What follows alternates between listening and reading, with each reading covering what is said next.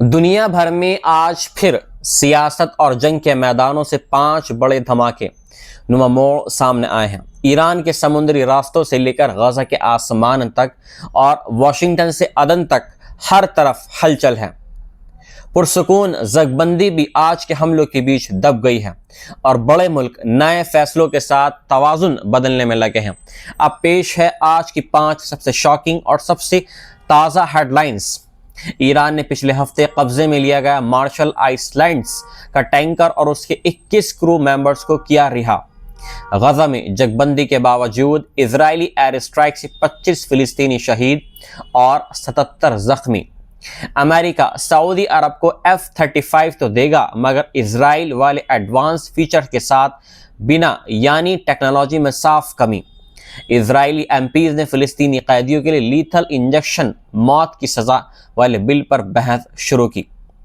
Reports کے مطابق امریکہ نے یمن کی IRG حکومت سے غزہ کے لیے انترراشٹریہ اسٹیبلائزیشن فورس میں شرکت پر کی بات چیت۔ غزہ پٹی میں بدھوار کو اسرائیلی ایئر اسٹرائک میں کم سے کم 25 فلسطینی شہید ہو گئے ہیں اور 77 لوگ اس میں گھائل بھی ہو گئے ہیں۔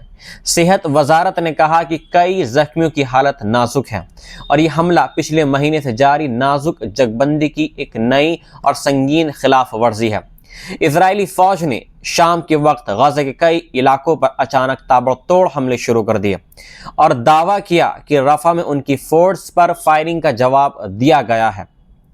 سول ڈیفنس کے ترجمان محمود بسال نے بتایا کہ حملے دوپہر سے جاری ہیں اور سب سے پہلے آرٹلری شیلنگ نے غزہ سٹی کے سوزائجہ علاقے میں ایک گھر کو نشانہ بنایا جس سے ایک نوجوان فلسطینی اس میں شہید ہو گیا۔ اس کے بعد ایک اور حملہ اسی محلے میں ایک سیویلین مجمع پر کیا گیا جس میں ایک شخص مارا گیا اور کئی لوگ اس میں زخمی ہو گئے۔ اسرائیلی جنگی جہازوں نے زیتون محلے میں وفات منترالیہ کے دفتر پر بھی بمباری کی جس میں 5 لوگ شہید ہو گئے جن میں ایک حاملہ خاتون اور ایک لڑکی بھی شامل تھی۔ وہی خان یونس میں ایک اور اسرائیلی حملے میں 3 فلسطینی مارے گئے ہیں اور کئی زخمی بھی ہوئے ہیں۔ انادولو کے مخابر کے مطابق حملے ان علاقوں پر کیے گئے جہاں سے اسرائیلی فوج نے 10 اکتوبر کو لاگو ہوئے جنگ بندی کے بعد پیچھے ہٹنے کا دعویٰ کیا تھا۔ حماس نے ان حملوں کو خوفناک قتل عام اور ایک سنگین بھڑکاؤ حماقت قرار دیتے ہوئے کہا کہ جنگ جرم میں ملوث نتنیاہو پھر سے فلسطینی قوم کے خلاف نسل کشی کرنا چاہتا ہے۔ حماس نے اسرائیلی دعوے کو کہ ان پر فائرنگ ہوئی تھی ایک کمزور اور بے نقاب بہانہ بتایا ہے جو اپنے جرم چھپانے کی ناکام کوشش کر رہا ہے۔ حماس نے ترکی، امریکہ، مصر اور قطر سے جو جنگ بندی کے ضامن ہیں فوراً دخل دینے اور اسرائیل پر دباؤ ڈالنے کی اپیل کی تاکہ یہ خطرناک خلاف ورزیاں ترنت روکی جا سکیں۔ ایران نے بدھوار کو مارشل آئس لینڈ کے جھنڈے والے ٹینکر تلارا کو اس کے تمام 21 کرو ممبر کے ساتھ رہا کر دیا ہے۔ جہاز کے مینیجرز نے بتایا کہ کچھ دن پہلے تہران نے اس جہاز کو بغیر کسی وجہ بتائے حراست میں لے لیا تھا اور اب اچانک رہا کر دیا ہے۔ تلارا کی رہائی ایران دوارا مہینوں بعد کسی جہاز کو پکڑے جانے اور چھوڑنے کا پہلا واردات ہے، جبکہ پورا مڈل ایسٹ ابھی بھی جون میں اسرائیل اور ایران کی 12 روزہ جنگ کے تناؤ سے نکل بھی نہیں پایا ہے اور ایران کے پرمانوی پروگرام کو لے کر بے تحاشا خوف موجود ہے۔ سائپرس بیسڈ کولمبیا شپ مینجمنٹ نے کہا کہ کرو بالکل سرکشت اور سیف ہیں اور بہتر حالات میں ہیں۔ ان کے گھر والوں کو بھی خبر دے دی گئی ہے اور جہاز اب اپنی عام آپریشنز پر لوٹنے کے لیے پوری طریقے سے آزاد ہے۔ کمپنی نے کہا کہ جہاز کرو یا جہاز کے مالکوں پر کوئی الزام نہیں لگایا گیا۔ AP کے مطابق شپ ٹریکنگ ڈیٹا سے معلوم ہوا ہے کہ تلارا ایران کی سرحد سے دور جا رہا تھا اور سیٹلائٹ امیجنری سے اشارہ ملتا ہے کہ ایران نے جہاز کا high sulphur gas oil cargo پہلے ہی اتار لیا تھا اور جہاز کو خالی حالت میں رہا کیا گیا۔ ٹینکر ٹریکرز کے مطابق ایران نے منگلوار کو مال اتارنے کے بعد جہاز کو جانے دیا۔ ایرانی فوج نے پچھلے جمعے تلارا کو اس وقت پکڑا تھا جب وہ اسٹریٹ آف ہارمود سے گزر رہا تھا جو دنیا بھر میں ٹریڈ ہونے والے تیل کا 20% کا راستہ ہے۔ तलारा अजमान यूएई से चलकर सिंगापुर जा रहा था। अमेरिकी नेवी ईरान पर 2019 में टैंकरों पर लैम्पेड माइन हमलों और 2021 में इजराइल से जुड़े तेल जहाज पर ड्रोन हमले का इल्जाम लगा चुकी है, जिसमें 2 यूरोपीय क्रू मारे गए थे। ये सब हमले तब शुरू हुए थे जब ट्रंप ने अपने पहले दौर में 2015 के ईरानी न्यूक्लियर डील से अमेरिका को एक तरफा निकाल लिया था। मई 2022 में ईरान ने 2 यूनानी टैंकर भी पकड़े और 6 महीने बाद उनको छोड़ दिया था। वहीं अप्रैल 2024 में पुर्तगाल के झंडे वाले MSC एरिस को कब्जे में लिया था। बाद में ये तमाम वारदातें उस बड़े सिलसिले में दब गईं जो इजराइल हमास जंग के दौरान ईरान समर्थित हुतियों की तरफ से रेड सी में जहाजों पर हमले थे, जिनकी वजह से दुनिया की अहम समुद्री लाइन पूरी तरह से मुतासिर हो गई थी। अमेरिका सऊदी अरब को जो F-35 जंगी जहाज बेचने का इरादा रखता है, वह उन F-35 विमानों से कमतर होंगे जो उस वक्त इजराइल के पास मौजूद हैं। और ये सब उस अमेरिकी कानून के मुताबिक है जो मिडल ईस्ट में इजराइल की फौजी बढ़त यानी क्वालिटेटिव मिलिट्री एज को हर हाल में बरकरार रखता है। ट्रंप ने इस हफ्ते इस डील का ऐलान किया था, लेकिन अमेरिकी ओहदेदारों और दिफाई माहिरों का कहना है कि सऊदी को मिलने वाले F-35 में इजराइल जैसे आला हथियार सिस्टम, टेक्नोलॉजीज, वॉरफेयर सूट और सुपर एडवांस फीचर्स शामिल नहीं होंगे। इजराइल को F-35 में यूनिक इजाज़तें हासिल हैं, जिनमें अपने हथियार सिस्टम खुद इंटीग्रेट करने की इजाज़त, रडार जैमिंग की खुसूसी क्षमताएं और कई अपग्रेड इसमें शामिल हैं, जिन्हें अमेरिकी मंजूरी की भी ज़रूरत नहीं पड़ती। इसके बावजूद इजरायली एयरफोर्स ने सऊदी को F-35 बिक्री पर एतराज़ जताया है और टाइम्स ऑफ इजराइल के मुताबिक अपनी पोजीशन पेपर में कहा है कि यह कदम इलाकाई फ़ज़ाई बढ़त को कमज़ोर कर सकता है। माहिरों का कहना है कि सऊदी को F-35 मिल भी जाए तो भी उसे A1M-260 joint advance technical missile नहीं दी जाएंगी।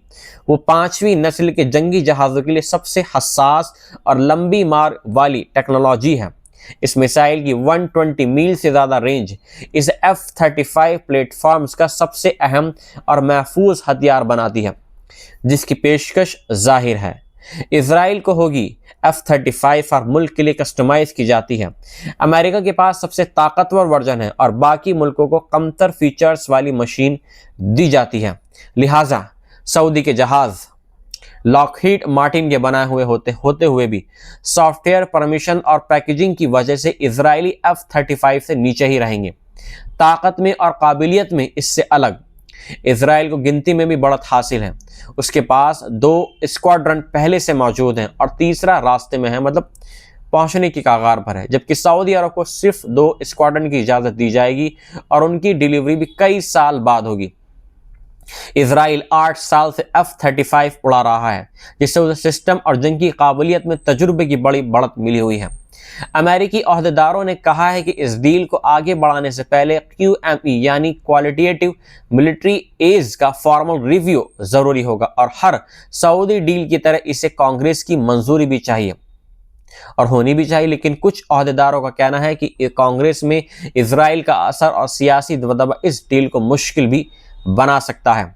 इसके बावजूद इजराइल की ख्वाहिश है कि सऊदी अरब अब्राहम अकॉर्ड्स में शामिल हो ताकि रीजनल नॉर्मलाइजेशन आगे बढ़े और ट्रंप के साथ रिश्ते भी तनाव से बचें।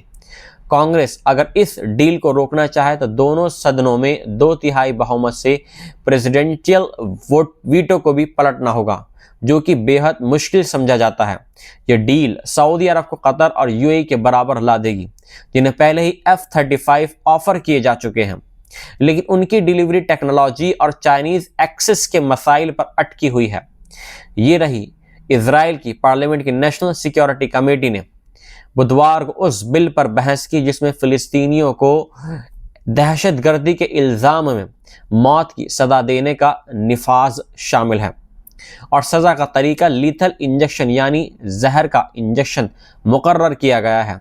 ये बिल दूरदराज दाएं बाजू की ओसामा यहूदी पार्टी के मेंबर लिमोर नोसन हार मेलेक ने पेश किया था, जो पिछले हफ्ते पहली रीडिंग में पास हो चुका है।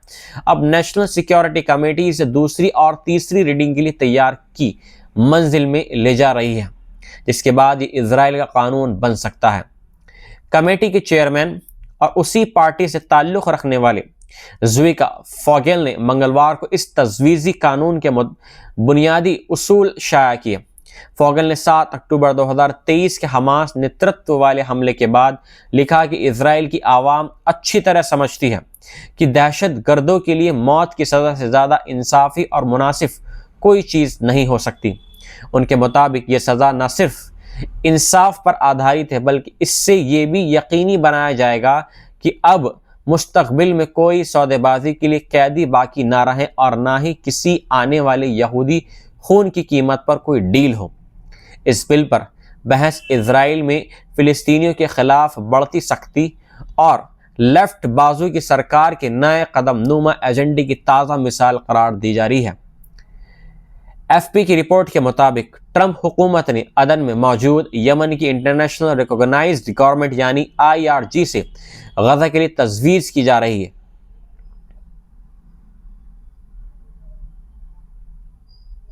انترراشٹریہ اسٹیبلائزیشن فورس میں اس کے ممکنہ کردار پر بات کی ہے۔